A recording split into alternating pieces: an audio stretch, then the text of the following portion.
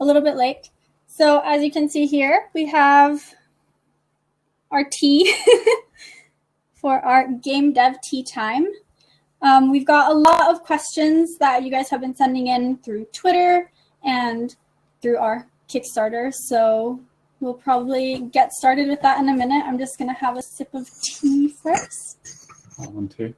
Do we have to have our pinkies up? I don't know how to do that. To be posh. So yes, today we had some really exciting news because we hit our funding goal, which we really weren't expecting to do so early on. There's still 8 days left of our campaign. Fun thing up as well for it. Exactly, we're celebrating in the British style. But yeah, we weren't expecting to hit our goal so soon since there's still 8 days left of our campaign.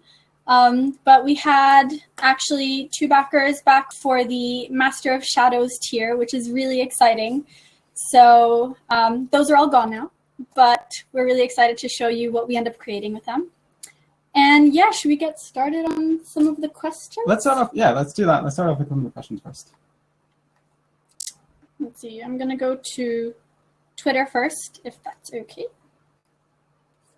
So we got a couple of people sent in like multiple questions. So we'll try to get through as possible, but we're probably only going to be streaming for about an hour or so. So we don't want to ramble for too long.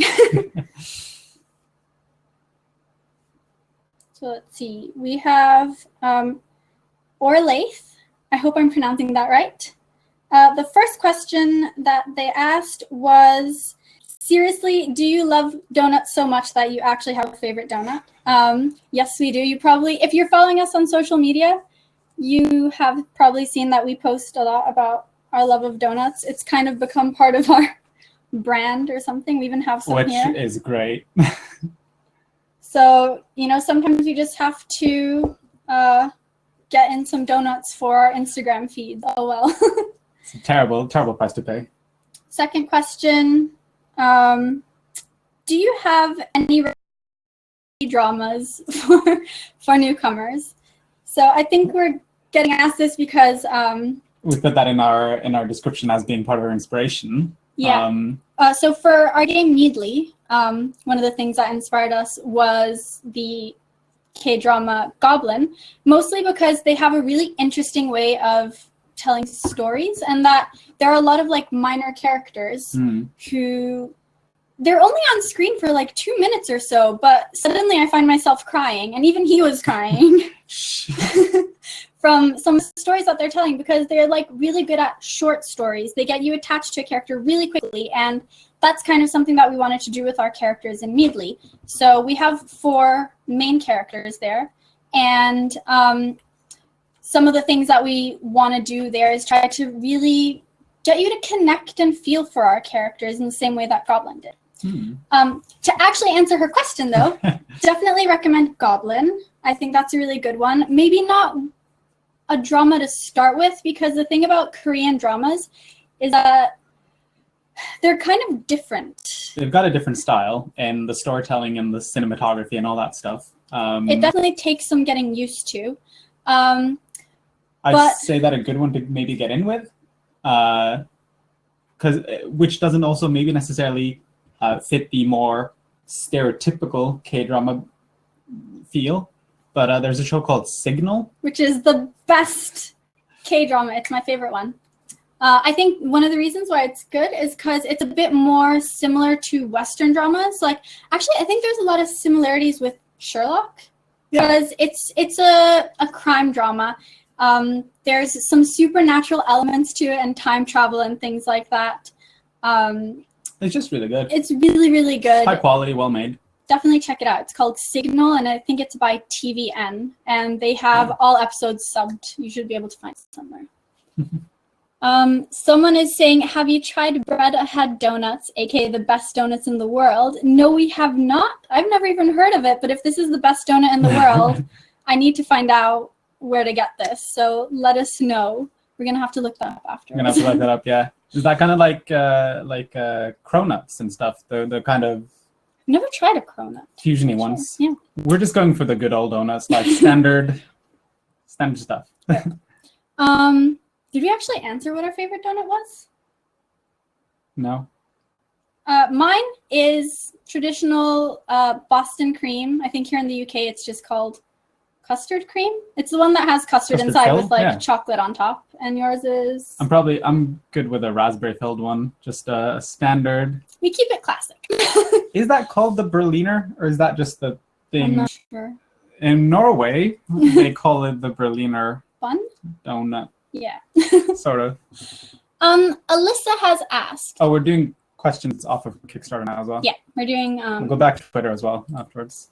Alyssa has asked, what was your original concept for Midli when you started designing the game? What have you changed since creating it and why?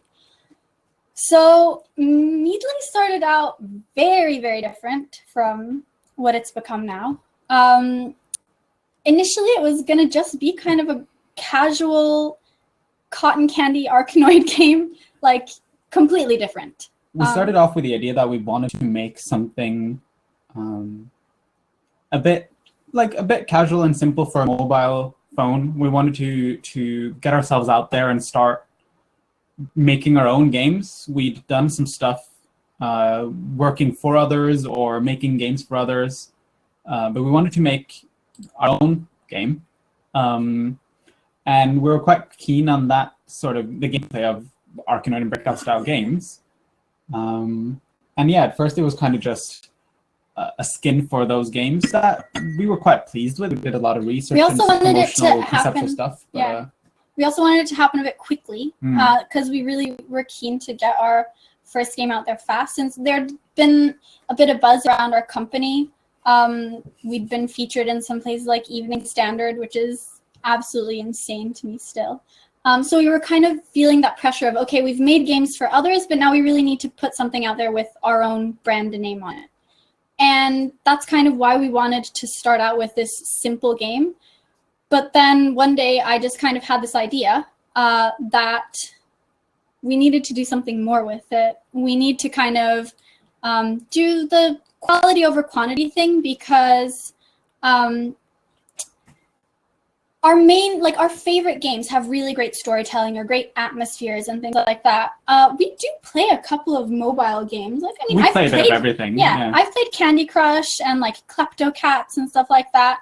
But my favorite games are games with a bit more depth. And I was trying to find something on the App Store that was like that, and we couldn't find anything in that same type of genre. So we thought, how can we turn Midli into something that not only gives you that like casual mobile gaming experience, but also actually makes you feel something and makes you think and wonder, and like there's some mystery around it and stuff. So it's evolved quite a lot. Kind of snowballed quite quickly from there as well. As soon as we kind of started looking at how can we make the art a bit more dark and sort of start telling a story that dealt with certain themes. There was a lot of stuff there that snowballed quite fast to the point where we were just like, this is the game we need to make.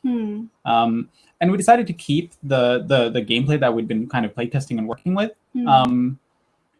But it was quite exciting actually to kind of look at how can we now take that and do something a bit different with it. And it's evolved quite something quite interesting. Yeah, definitely.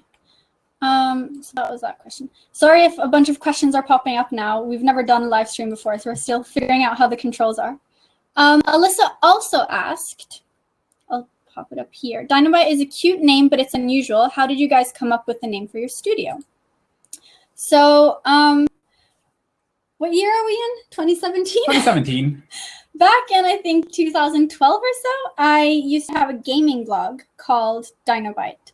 And I was just trying to come up with a name that like combined things that I like. So you have Dino from dinosaurs, which I'm obsessed with dinosaurs, so are you. Like, we just love dinosaurs. And byte, like a kilobyte, so like technology and stuff. And it just kind of became this catchy thing. And then I have my YouTube channel, DinoByte.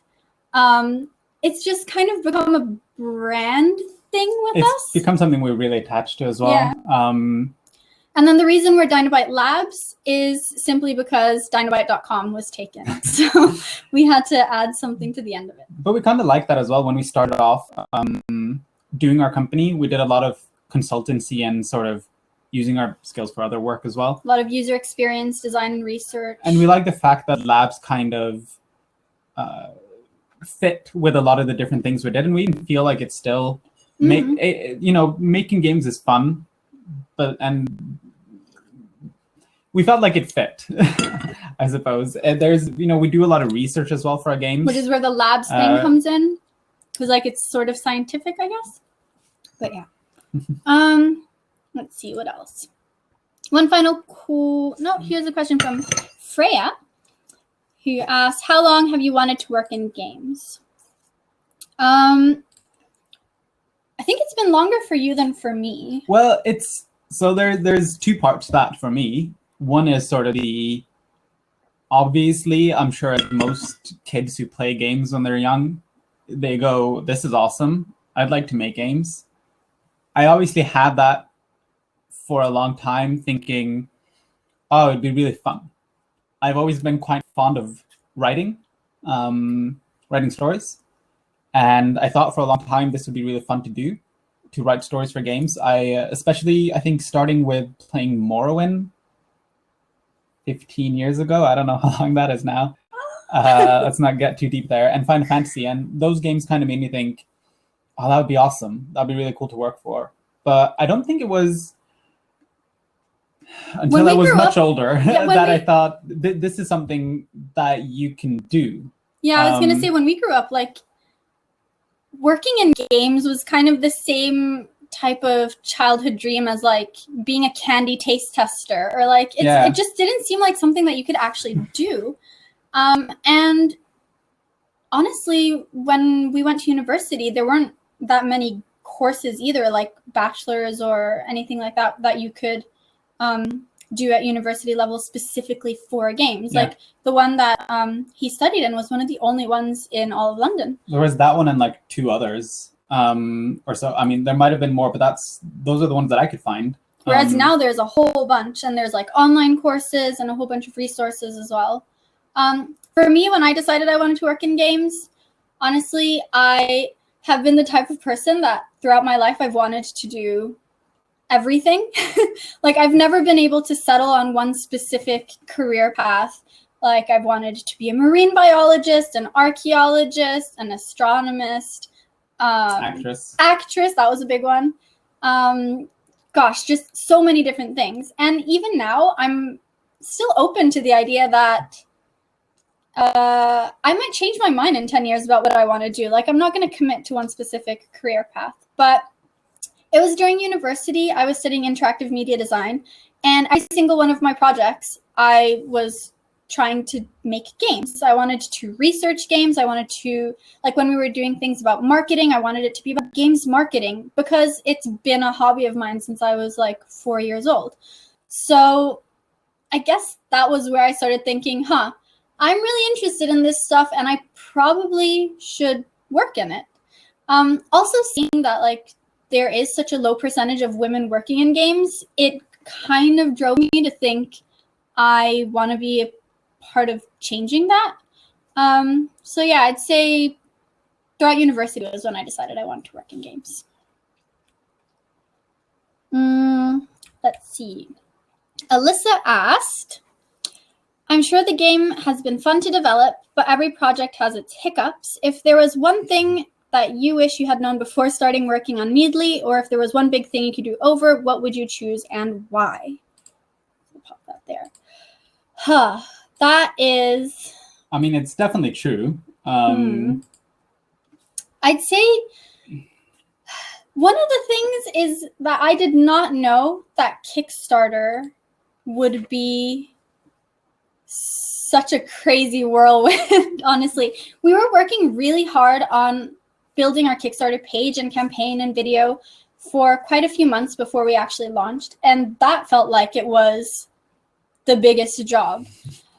So we kind of had this idea, that once we launched, things would calm down a little bit, but that just hasn't been the case at all. And I think if there was one thing I could change, it would be to kind of get a reality check and know that Kickstarter is difficult, and you're not going to get a lot of game development done during your Kickstarter campaign, because Yeah, that slowed down a lot. Definitely. I mean, it's still going forward at the right pace, but yeah, it's ended up taking up a lot more time out of the week than I assumed it would. But it's been fun work, honestly. Definitely. And I think one of the things as well is that we kind of didn't anticipate that we would get as much of a response as we did so early on. And we really want to personally like interact with every single, with everyone, yeah, interact with our backers, everybody who retweets us. And we thought, you know, our campaign doesn't actually have that many backers compared to some who have like hundreds or like thousands even of backers. Hundreds. We do. Oh, that's crazy. Several hundreds. But the point is just that like that interaction and like feeling kind of pressured to, as soon as somebody tweets us, I'm like, I have to respond right away so that they think that we're polite and like engaged and stuff like that. And I think as well that all you guys that have backed us, we've felt a lot of good response and engagement from you guys. Yeah, and it really both on drives social media, us. on Kickstarter. So we feel a lot more connected with the people who back us, and we feel that kind of we're communicating, and I hope that's working out well both ways. Yeah.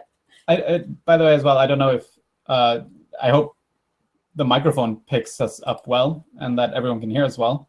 Yeah, I imagine someone would say something in the chat. Somebody say something if you can. Let's see.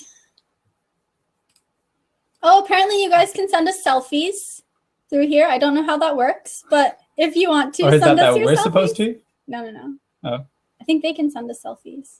Somebody send us a selfie. Let us know how that works. I think there was one more further down. Freya asked, what are your favorite games? Let's see. Somebody said the audio is working. Great. Good. Thank you.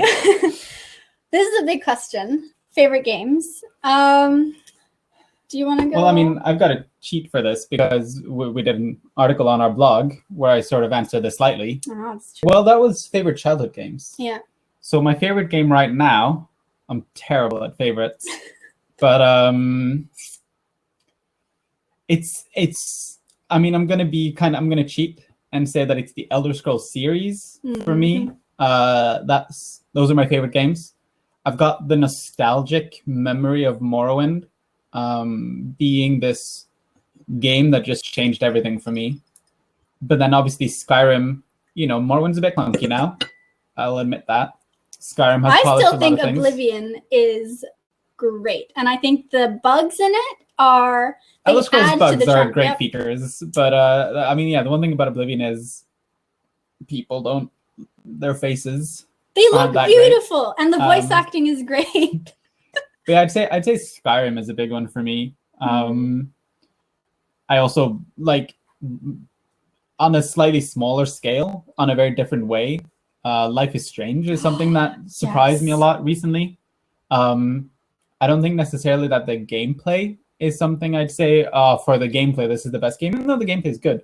But I just think that their storytelling is really interesting. I'd love to be able to write something similar one day. And the soundtrack, is amazing. Perfect. That's actually one of the things that we listen to a lot while we work. Yeah. We'll just put on Life is Strange, like OST, and listen to that. For me, my favorite games growing up, I really loved Harvest Moon and Zelda Majora's Mask. So like those are my childhood favorites. Breath of the Wild, actually, yeah, I was going to say that's a great game. Definitely. That really surprised me. I thought, oh, it'll be a good Zelda game, and Zelda games are great. But like, they're always much more. They're always like in my top 10, but they're never my number one. But Breath of the Wild really blew me away. That's amazing. So yeah, Breath of the Wild for me as well. Sorry. I think Dragon Age Origins is the game I've played the most. I think I have 5 full playthroughs on there. 2 or 3 of which, like, I played the same character because I enjoyed it so much. I played Human Noble, and that is just like, oh, it's such a good game. And so is Dragon Age Inquisition. Just the Dragon Age series in general is amazing. And Life is Strange, like you mentioned, I think is probably one of the most impressive games for me in the last couple of years because it's so different from the type of stuff that I've played in the past. Like, I've played some of the Telltale games, and I thought that they were good. They're okay. But I like games that are a bit more complex, I guess. But Life is Strange was just perfect. One of my favorite TV shows is The OC. And I feel like Life is Strange is the OC made into a video game. So I love that. I feel like there's a whole bunch of other games as well that we should list. There's but so like, many things. We'd probably spend the whole stream just talking about the games. Both the original and Infinite. Portal, obviously. amazing. It's just too many. Trying to think now. There's so many games. Fallout. One of the things that we like, I think both of us, quite a lot.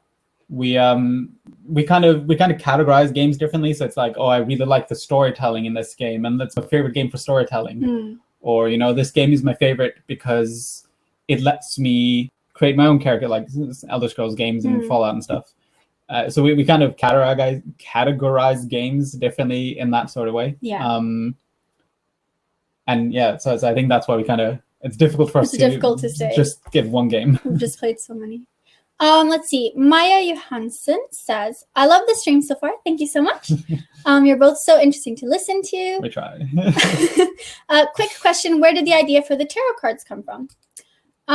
So our artist, James, did a lot of the concept art for Midli, and we just thought there needed to be a really good way to show this off that wasn't just art prints, even though art prints are great.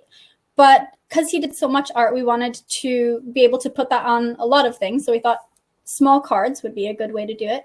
Also, we really like that the tarot cards we've chosen, we were actually doing some research for our characters' backstories.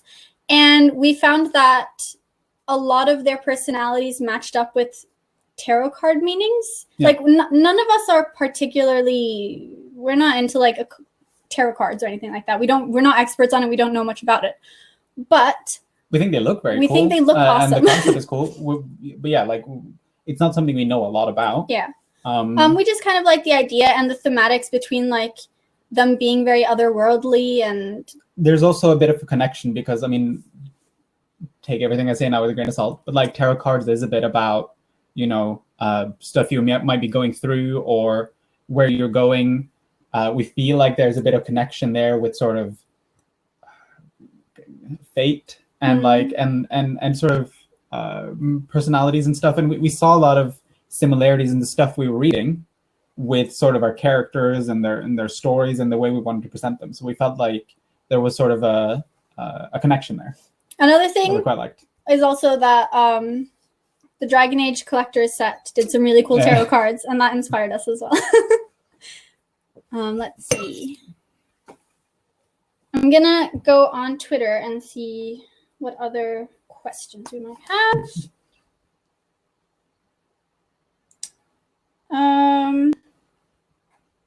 Orlaith says, how cute is your artwork? Thank you very much. Thanks. We're very happy with our artist James and the work that he's been doing. He says hi. He's not here right now, but do you see things in games you play and think, ooh, we should have that?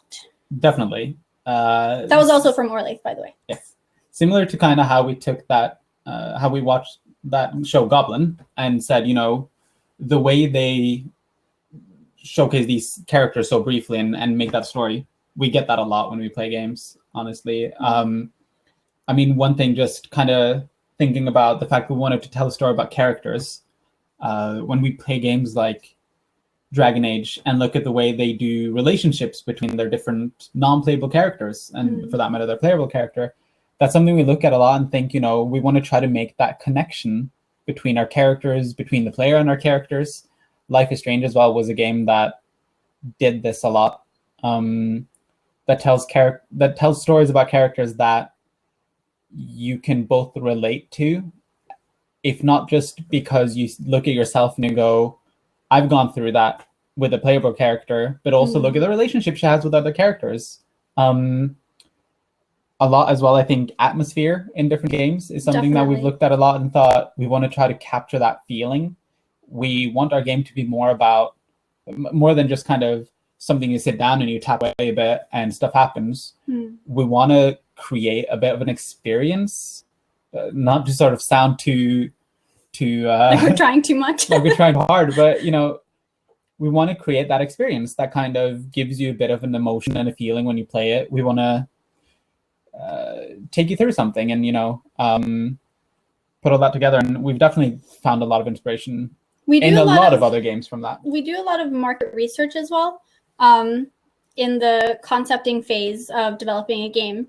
So we we play a lot of games that are similar in a similar genre of what we're thinking about creating to see if, what's been done, what can we do that's new, what sort of expectations do players have from specific genres. And we call it work when we're sitting playing through a whole bunch of games for the sake of taking some notes. It's awful. But yeah, we definitely do try to look at, both what has something done that's interesting, how could we evolve that? But also what's something that hasn't been done or that's been done in a different genre. Like with Midli, for example, I can't think of any Arkanoid or Breakout games that do story, let alone choice-driven narrative and multiple endings. Yeah. So, right, we're taking mechanics from a completely different genre, which is more typical of like visual novels, and we're putting it in a very like arcade-style game. Yeah. And that's the kind of thing that we like to do. We like to look at, classic mechanics. How can we change this or kind of smash it together with something else to... And how can we make that feel like something that does match together, which is something we've spent a lot of time working on. And I personally think it's going to work out quite well. We're quite pleased with how it's turning out. Freya asks, I'm really loving the main character, but confused about her and the little ball. Are they the same? I assume that means the from the gameplay clips. Obviously, we have the little blue orby ball thing that bounces up and down. We actually had some concept art that shows this, which we've posted a couple of places. So the concept we have there, which came from our artist James, who did a lot of conceptual art to kind of play around with different things. He created the character, or like the visual for the character of Helly, as kind of having this core at her chest that she kind of has the special power to remove that core and kind of send it out.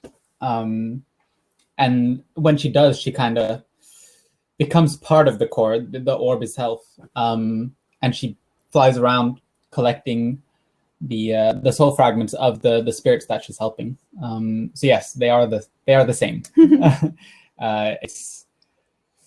It would look maybe a bit strange if she was kind of flying around like Superman. So we wanted to make her more spherical.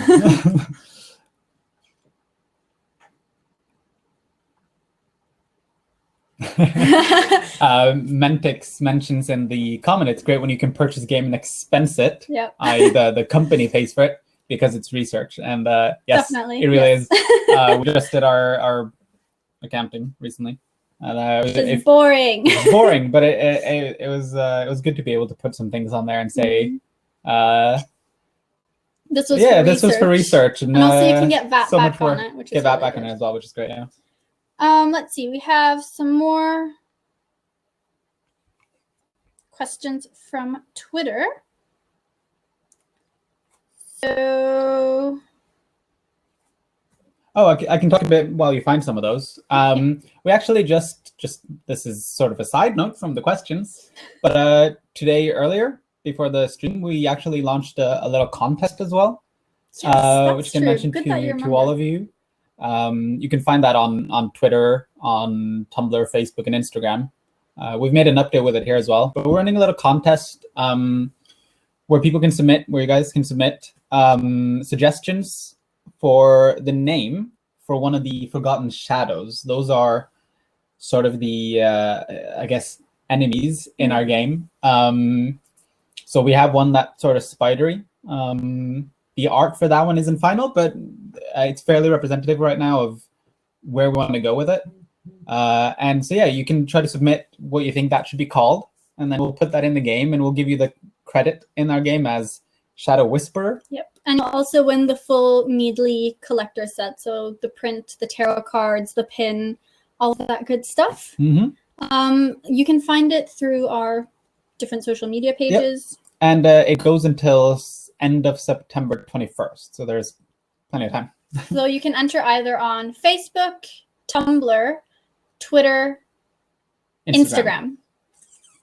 Let's see. Orlaith asks, what games are you playing now, currently? I've been going back a bit to some slightly, older one. Been going back a bit to Fallout to try to just grab up some achievements, and Skyrim Collector's Edition to grab some achievements. And I'm still doing a couple of things in Breath of the Wild. And I'm trying to think what else. Those are like 3 that I've been playing quite a bit. Also, a lot of Hearthstone, because I play a lot of card games. We have been playing a lot of Hearthstone. I really like the new expansion with the Lich King cards and stuff. What else have we been playing? I've been playing the Oregon Trail for research. So that is research for something. Hint, hint.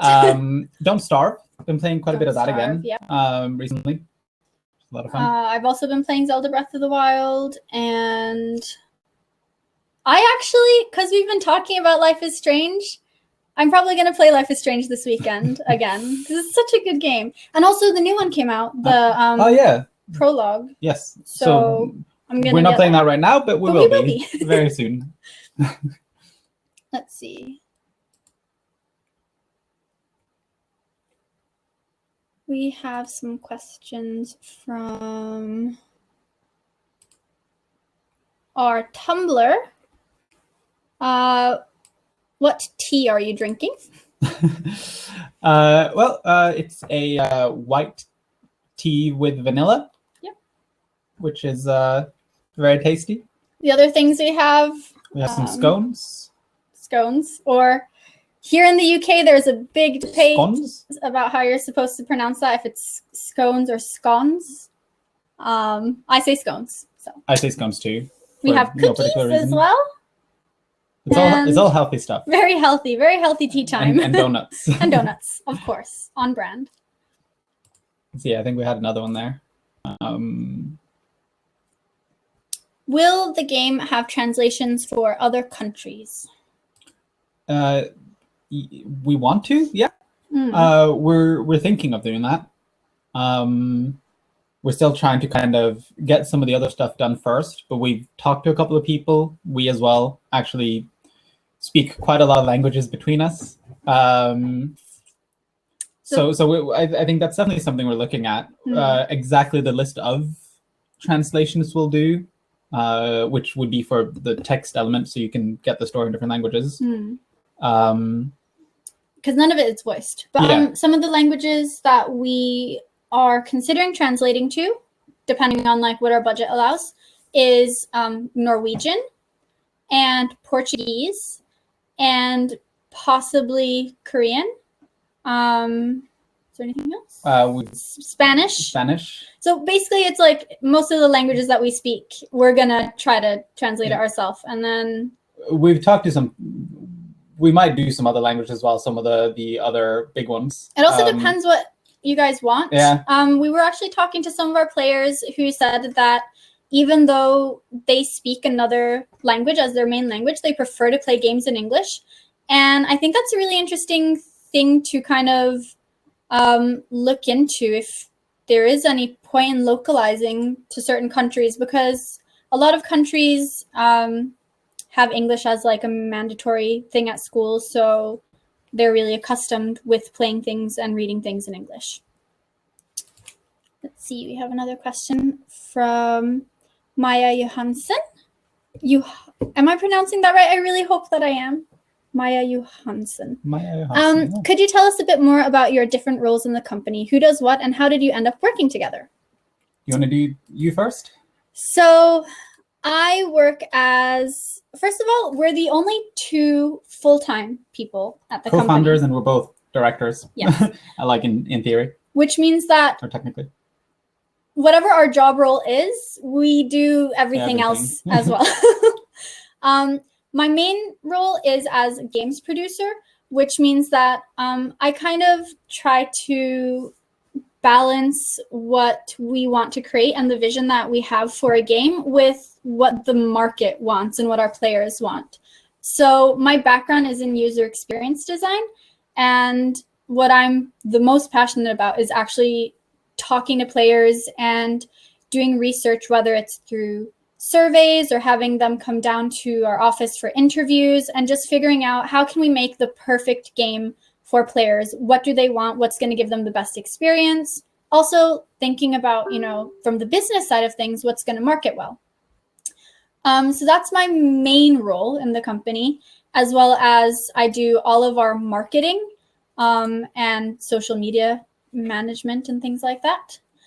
I also, both of us do equal parts game design. So when we're in the conceptual phase, we do a lot of things like paper prototyping, thinking up mechanics. We concept the world and kind of come up with a concept for the story, even though he's the one who ultimately writes the story. We do brainstorm everything together. Most of the design and the concept and all that stuff is sort of 50-50. James as well has been part of that a little bit with this one, but that's mostly split 50-50 between us. And then also, in addition to all of that stuff, I make our assets, mostly using Illustrator and Photoshop, and I do all of our user interface, wireframes, that type of thing.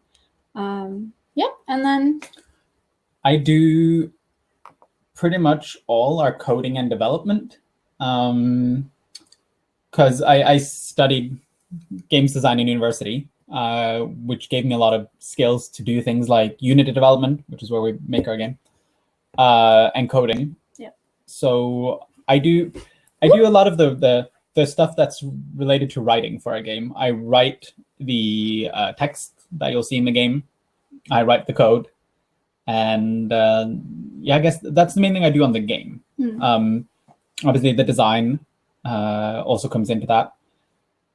For our company in a larger scale, I kind of take care of a lot of the admin stuff, the accounting. Sorry about that. All the great fun stuff. I'm really bad at math. So. All the legal stuff, the boring stuff like talking to HMRC and companies' houses, all that. Making contracts, all that stuff. And then we both kind of do like outreach and talk to people by email and stuff. Lou does most of the press and social media bits. There's a lot. I try a bit. I'm not great at that. You are. So I spend most of my time kind of in Unity or coding away, building the levels, developing. I think the second half of the question was, how did you end up working together? We've known each other since we were 13, 14? Something around that. Long time. Been best friends. And no need to say how long that was. Long time. And we went to university and kind of just decided, since we both were going to go down the same career path, which wasn't originally the case, but we kind of just fell into that of like wanting to do the same thing.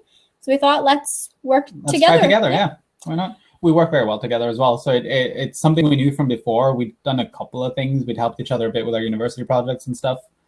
And we'd done a couple of like smaller like fun things on the side together. And we work very well together. She's very good at coming up with a plan and keeping us on track. I definitely project manage a lot of our stuff and try to like, both with him and with James, I'm artistic and creative as well, but they're like they're writers and artists, right? So somebody needs to hone in the creativity a little bit without it getting too wild. And that's kind of my job. I think it's a good dynamic. Going back to Maya Johansson says, I think Swedes generally prefer English in games because any translated games usually sound silly in our language. I think that's really interesting because I did like high school in Norway, and Harry Potter, for example, is translated in Norwegian over there. And like they change all of the names to be different things. Like Dumbledore is, I think, Humlesnur. Humlesnur. And yeah, it's like you say, it sounds kind of silly. So if we do translations, we're gonna we might do a couple of like Norwegian, just honestly because we could do that easily enough. I don't think necessarily, for example, like there are certain countries like the Scandinavian countries that most people there learn English in school. It's like you have to. Yeah. So it might not be as necessary there. There are other countries though where I think in Korea, for example, like we would have to. Not everyone there necessarily reads or speaks English. We might also do simplified Chinese because we had an offer for that. Yeah. So we might look into some of those and try to see where is it most relevant, where it might make the biggest difference. Yep. We have a question from Facebook from Inger Hilde, who says, "What is your favorite Office soundtrack?"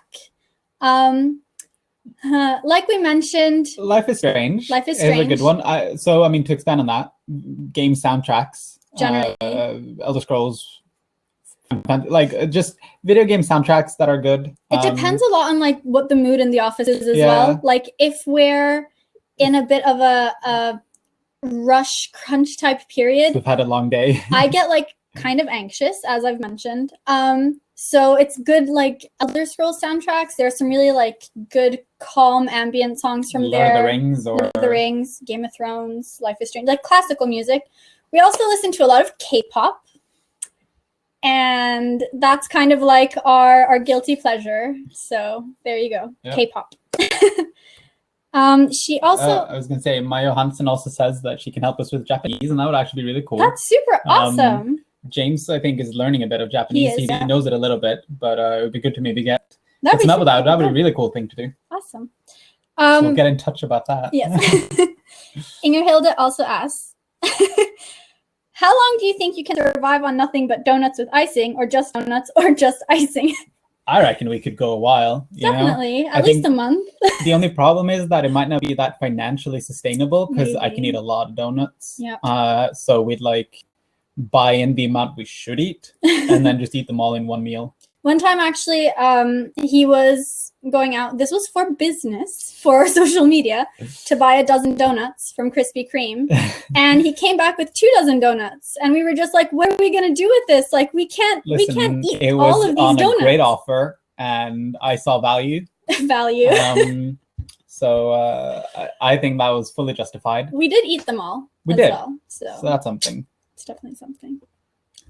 Let's see. We have a couple of questions from our Kickstarter. If you can you? Some here as well. Oh, right. We'll open that. We're on our computer, so let's just ignore the taka from the keyboard. Is that a way to say something? I think you say that in Norwegian. Messages there. No. No. Let's see. I think we got a question from Cecilia. Oh, stop that. Do you want me to just find that on my phone? Yeah, maybe. Go away from that. That made a weird echo because now we're watching our own live stream as well. Here we go.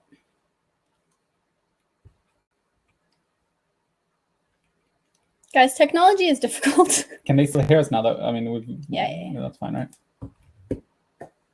So Cecilia says, hi guys, happy to see that you've reached your goal. What engine are you making the game in? Yeah, so we're doing it in Unity, and we're doing Unity 2D, which I've had quite a bit of experience with. We've both worked on some games for other companies, and we've even made a couple of games in our company that's not published through us. In Unity, so we worked in that quite a bit. We're coding it in C#. So it's maybe getting technical, I don't know, but maybe not. Yeah, that's what we're making it, and we're quite comfortable in Unity. We find it's the best thing for mobile as well. It's easy to kind of put it out on different platforms. They have a lot of great support. There's the App Store as well. We've dabbled a bit in Unreal Engine, and we might look at that when we want to do something for console or PC. Because we've looked at that a bit as well, and like for mobile games as well, we've looked at some slightly simpler programs. But honestly, Unity is just the one that it's a very user-friendly program, and we like it. It's gotten much better lately as well. For a while, it wasn't necessarily the best for high-quality games. Yeah, like 4 or 5 years ago, it was a bit clunky. But they made a lot of improvements, so now it's really good. Hearthstone's made in Unity, just to give an example of something that's and we love that game. Let's see, we have a question from Tumblr. You mentioned in your Kickstarter video that you have anxiety. How do you deal with balancing that and work? So yes, I do have anxiety and panic attacks, and it can be quite difficult sometimes when you're working. You can't really predict sometimes when it's going to happen, and it can affect your workflow, and sometimes you just have to take time off in general. I like to use an app, which I think I've mentioned as one of the things that inspired Midli, which is an app called Calm. It just has some like really soothing sounds like rain and things like that, and it has some good breathing exercises. So I really like to use that if I'm having a panic attack. I also like to just go for walks. Like we live in Kent, and there are beautiful forests here, and I think the best way for me to get over a panic attack is just going outside and going into the forest and like kind of distancing myself, leaving my phone behind, and just thinking, okay, everything's going to be fine. And usually it is. Our office as well, which is up in London, lies along the river, a bit out on the east side in the Docklands. And there's a lot of quite nice walks there along the water. We're quite keen on. Like we enjoy walking next to water. It's very pleasant and calming. And one of the good things about being your own boss as well is that, like, while we do have our office in London, and it's really useful to go in there to get a lot of like group work done and use, you know, the resources in our office. We have like meeting rooms and stuff. Commuting is really stressful. Like one of the things that makes me most stressed is travel and like taking the train and stuff like that. So having the opportunity to work from home is really great. I think it's probably my favorite thing about being an entrepreneur is that you can really work from anywhere. Like you can work from a Starbucks, doesn't matter. Just as long as you have an internet connection, you should be good. I think we got a question from Geir. Yeah, I have one here. Will your game offer upgrades or expansion packs, or will it be the full version you launch?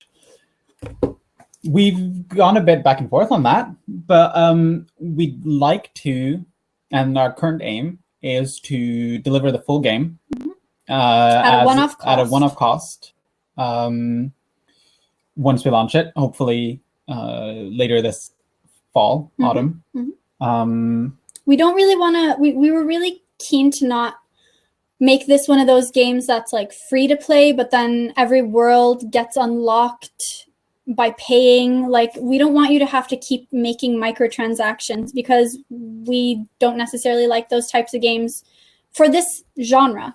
I've played like Dragon Story and stuff where I've paid money to get like extra cosmetic things, and I think that that's fine. But when it comes to this genre of game that we're trying to make, like adventure games, I think it's much better to just have a one-off cost, no hidden fees, no annoying pop-up ads and stuff like that. You know what you're paying for, and that's really what we're going for. The only thing would be if Midli does really well and you guys want more content. Oh yeah, we'd be happy to. We do like a sequel or...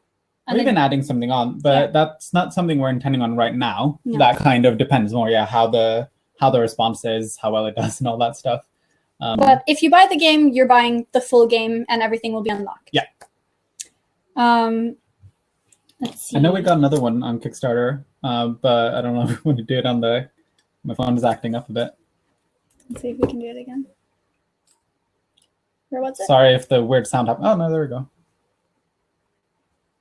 It was just...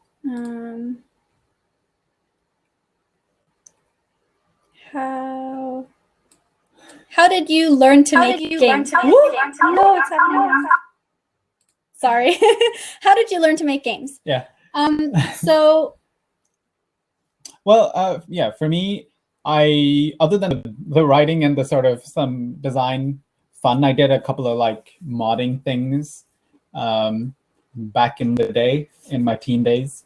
But the majority of it came for me through university. I didn't know how to code before I went to university.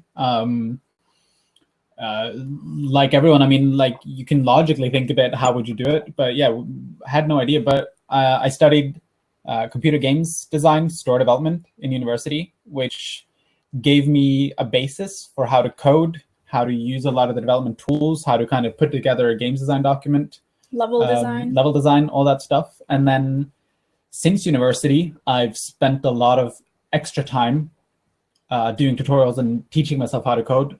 I'm sort of proficient now, at least enough for what we're doing. I've had a lot of fun with it. I think it's honestly, it's a lot more fun than I thought it would be. It might seem like a sort of very technical and difficult thing, but it's incredibly satisfying to sort of sit and figure it out and see it work. And I think that's really fun. And yeah, I think we got a lot of it from university. Yeah, for me, I studied interactive media, and like the main focus there was UX design, user experience design. And just pouring some tea. Sorry. Do you like our tea kettle, by the way? It's Alice in Wonderland themed. But yeah, at university, since everything was user experience focused, I come to a games project thinking about the user experience first, which is actually quite different from what you do, for example, thinking about it more from like game mechanics or like a concept. Yeah. So I also learned how to make games through university. And yeah, it's just interesting to see how we have different ways of doing things. Yeah. And sometimes we can butt heads about it. I honestly think that that's also, again, though, like one of the reasons why the dynamic, why it works so well, because we're quite good at coming at it from different points of view, but being able to kind of discuss and see each other's points and figure out what the correct way to go about it, like how to meet in the middle, sort of thing. Yep. And I think actually it's interesting because I get asked a lot of people in high school and stuff who are saying, I'm just graduating now and I want to get into games. What should I do? A lot of people who I see say that they're gamers and therefore they want to work in games and think that they can make a game without any formal training. And like, I don't want to discourage those people in any way whatsoever. Because you can, in some ways, you can. If you're like a genius games designer, I wouldn't say all you need is an idea, but like if you've got the passion and you're willing to understand that like it takes a lot of work, it's difficult, then yeah, sure, go for it. But there's a lot of things about the games development process that people don't necessarily know about or think about. Yeah. And I'm not saying you have to go to university to study that. There's plenty of books and online resources where you can teach yourself. But it's a great way to get there, I think. Definitely. But yeah, it's just, if you are thinking about working in games, definitely go for it. But don't just think that you can have a good idea and that means that a games company is going to hire you. Because I'm going to say a thing that you're probably going to hear a lot. This is an annoying thing, but I also know why it's a thing. Make a game. Find some tool that's user-friendly. There's a lot of tools like Stencil is a development tool where you don't really need to know coding. It has like a drag and drop feature. There's a lot of tools like that where you can make a game. It doesn't need to be a mobile game that's gonna like sell a million, right? It doesn't need to be a console game. It probably shouldn't be for the first one. But there's a lot of things you can do. There's a lot of online resources to help you just make something. Because a lot of games companies say, even for junior positions, they want you to have a game on the market. And you might think, we felt this a lot, how am I supposed to get a game on the market without getting this job? But there's a lot of things you can do to try to make something that's just small. They don't necessarily want to see, did you make a game that got 1 million downloads and you became rich off it, right? They just want to see that you can complete a game from start to end. Because there's a lot of bits at the start and at the end of the process that's not just have the idea and create it. There's a lot of other elements to it, and showing that you're willing to, follow through on a project. And Mentix mentioned to get involved with game jams and other things like that. And that is a really, really good tip. most communities, universities, schools, they have game jam clubs that you should be able to find locally where you get together with people and on a span of a weekend or something, you make a game and bam, there you go. You have a game on your portfolio. Yep. And if it ends up being a good game, you could a lot try of to people put it on the market. take those on. Don't Starve, we mentioned briefly earlier, I think was something that happened from a games jam. They kind of put it to the side and then 2 years later came back and made a game that's become fairly successful. And is an amazing game. If you haven't played it, definitely try it. So yeah, games jams is definitely a good idea. So I think we're reaching the end of our live stream. So if you have any final questions, send them in now. It's gone by really fast. Preferably through the Kickstarter chat, or if you tweet them, I'll see them on my phone. Yep. But yeah, it's gone by incredibly fast, and I hope you've enjoyed the live stream so far. This is the first time we've ever live streamed, so it's a little bit like weird for us, but we hope we're not too awkward. We'll try to do a couple more things like this, I think, not necessarily via the Kickstarter because there's only 8 days left. But we're going to get our YouTube channel up and running. We actually have a Twitch channel as well. Yeah, and we have a YouTube channel. It's DinoByte Labs. That's our name everywhere. That's got some of our old videos on there, yes, which are really good. It is not so good. You don't have to go and see those. Yeah, we'll try to do some more things like this as well. We're going to start doing some developer vlogs while we finish up this game. And when we start our next one. It's already in the works. And yeah, and for the next 8 days now as well, we're going to try to, hit our stretch hit goals. as many of our stretch goals as we can. We're actually really close to hitting our first stretch goal. I think we're less than 100 away from our first stretch goal. And our first stretch goal is that we're going to add yet another world to Midli, which is going to be a world dedicated to the Forgotten Shadows. So it's all going to be very dark and mystical. And we've had that in the design for a while, and we just haven't sort of been sure if we could afford to put all the stuff into development for that as well. But if we hit the 4,000 mark, then we'll definitely add that in there. Yep. So it's going to be kind of like a bit of an unlockable bonus world. We're not going to tell you how you unlock it. Keep that secret. But yeah, we're quite happy with that. And let's see if we can hit the rest of them as well. So we can, make the game even better. That would be awesome. We're really excited. And we're going to, like we say, we're working on this full time. I know Kickstarter games have a bit of a bad rep for taking forever to get done. Maybe promising a release date and not delivering. But we're definitely sticking to our release date. It'll definitely be out this year. This year, so don't worry about that. And we're aiming for November right now. I guess the only thing that could make it December is if we hit all of our stretch goals. And I mean, then the game is bigger. Yeah, it gets additional. So it might take a bit longer, but we're definitely, this is something we're dedicated to.